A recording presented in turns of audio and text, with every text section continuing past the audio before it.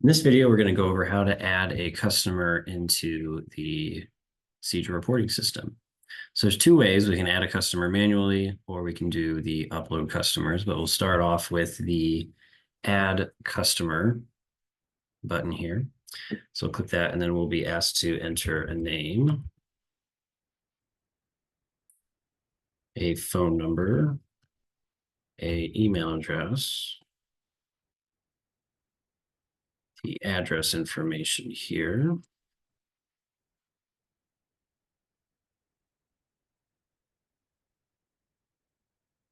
And then under type, we'll select inquiry if they're interested in participating in the program. For provider, we'll select Hub North.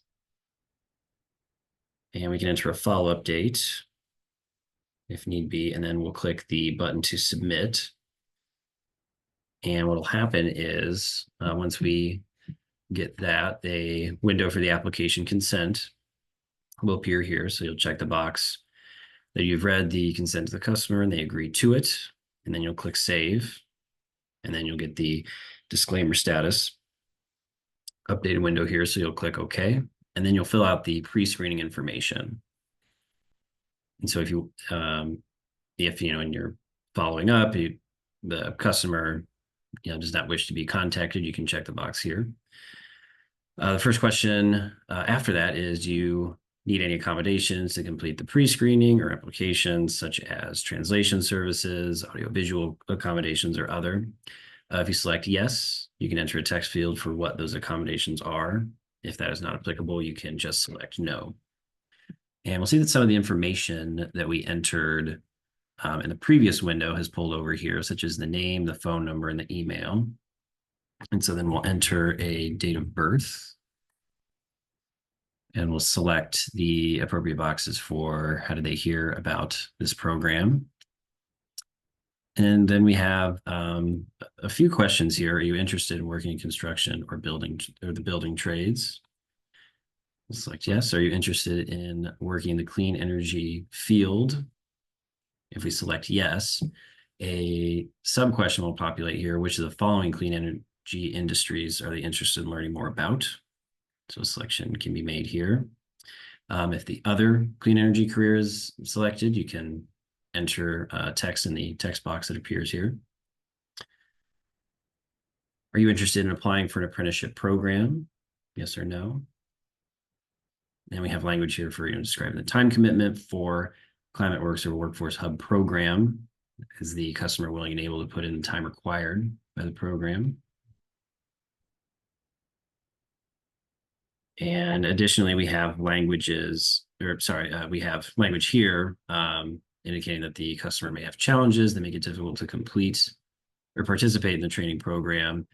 The program covers training expenses and offers support, including childcare, transportation vouchers to help the customer succeed. They'll also receive a stipend. And the question here is, are you experiencing any barriers that would keep you from attending the training?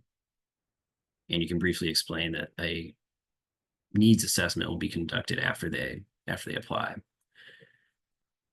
And so the next area is the address information. Again, those are some other fields that will pull over automatically from the previous window. And then we have a few questions here that are tied to eligibility with the different CEJA programs. And based on these selections, we'll have a section down here, based on the pre-screening results. We can see that, at least with the address we entered, that for the eligibility criteria, does the customer live in an environmental justice community? Yes. They live in R3 area? No. And these other questions here are just kind of spinning circles. That's awaiting responses to these questions above. And based on our answers up here, we'll see the questions get answered down there. So we'll say, have you ever been incarcerated for a felony or misdemeanor? Yes. Have you had prior involvement in the criminal legal system? Yes. Are you a graduate foster care, currently in foster care? Nope. Are you a displaced energy worker? We'll say no. Did you have other barriers to employment? We'll say prefer not to say. And so then if we scroll down to here, we'll see that a lot of those questions, our answers have populated right in here. And then the next few questions we have, what racial or ethnic groups best describe you? The veteran status.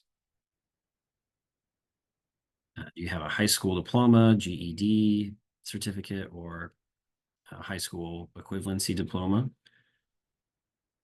And this will be the last question here related to this pre-screening results with that little circle spinning. And so we can see that once we answered yes, that is populated here. And so based on our pre-screening information for this customer, we have a table here that reviews ClimateWorks and Workforce Hubs to see if the customer is eligible, if there's local availability, do they desire apprenticeship, and is there an interest in clean jobs? And we have a view list here that will pull in the providers along with more information about those providers. And so for program, we'll select CEJA Workforce Hubs, because that's the one, the grantee that I'm logged into. The pre-screening results, we can see based on our information that we've entered that they meet the pre-screening requirements. And so if they're not interested in participating this time, this can be selected. But if they are interested in participating, we'll make the second selection here. And then the last required question or field that we need to enter is the pre-screening date. And so we'll say that is today's date here. And we can add a follow-up date here as well. So once we have all our pre-screening information entered, we'll click submit. And we'll see that this recruit has been updated. Please fill out to add as an applicant. And so our information has populated here. We just need to confirm the email address by entering that again. And then we can do search for existing applicants. So this will check to see if there's a customer already in the system or if there's an existing Illinois WorkNet account that it can sync with.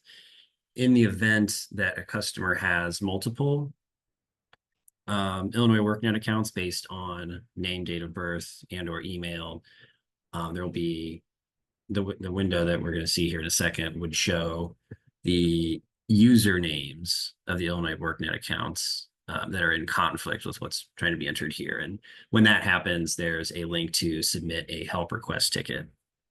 And then a member of our staff will work to make sure that the account conflicts are resolved and you can get this customer entered in the system. But we'll click this button to search for existing applicants. And we'll see that the account has been created, that there's no account conflicts or existing account based on the information that we enter. And so we see the username and the password for the account that's been created that can be provided to the customer. And we see the status, a new account has been created. And so clicking this button will take us to the application for this customer, but that'll be going over the application will be in another video because I do want to show how the upload works. And so this customer is Michelle Newman, was her name. And since we completed the pre-screening, we just do a quick search here. We'll see that the customer status is pre-screening. So that's just a note for now. We'll come back to the difference between some of these different statuses here.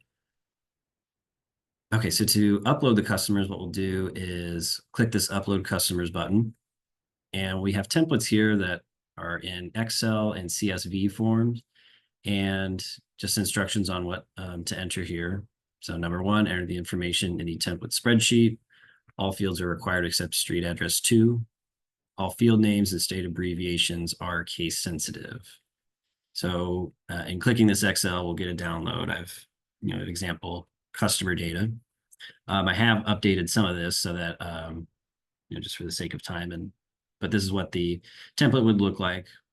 Enter the customer's first name, last name, phone number, email, street address 2 if need be, city, state, and zip code.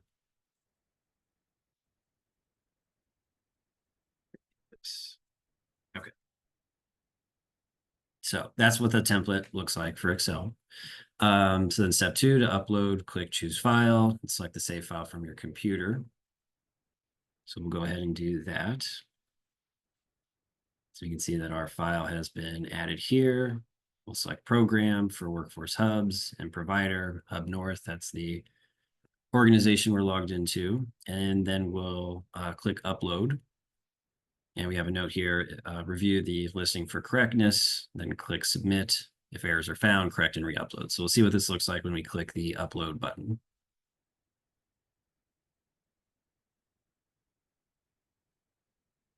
Okay, so we see that there's at least one error was encountered with the upload. So we see for this customer that they already exist in the system.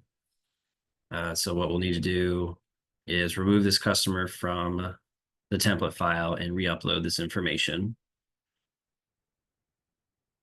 And if you think there's a mistake, you can submit a help request ticket, or you can enter the customer manually like we did previously, and you can request a transfer for that customer to your organization, and the appropriate contact will review and follow up to confirm or reject such a transfer. Okay, so what we'll do is we'll go back to our template here. We'll remove this customer here, update the file, and then back down here, we'll just upload the updated file and click upload again. And we should see that our 3 customers, we have no conflicts, so we are good to proceed with submitting them. So we can see that they were successfully added to our customer list. We got this button to return back to this page here. And let's filter by this last updated. So we'll see that the 3 customers that we just added have a status of inquiry. And so what this means is when this first window, this very first window is completed, that and it saves, right before we get to the pre-screening, that is an inquiry record. So for example, Susan Kennedy, we'll click this and we'll go to that second part of adding a customer where there's the disclaimer here or application consent here, and then the pre-screening information that we're then ready to fill out. So an inquiry record is prior to completing the pre-screening. Once the pre-screening information has been completed, as in the case of Michelle Newman here, the one we manually added, that customer status will be updated to pre-screening. And then once the application is started or submitted, then the customer status will become a applicant. But we'll get into how to update and complete the application in our next video.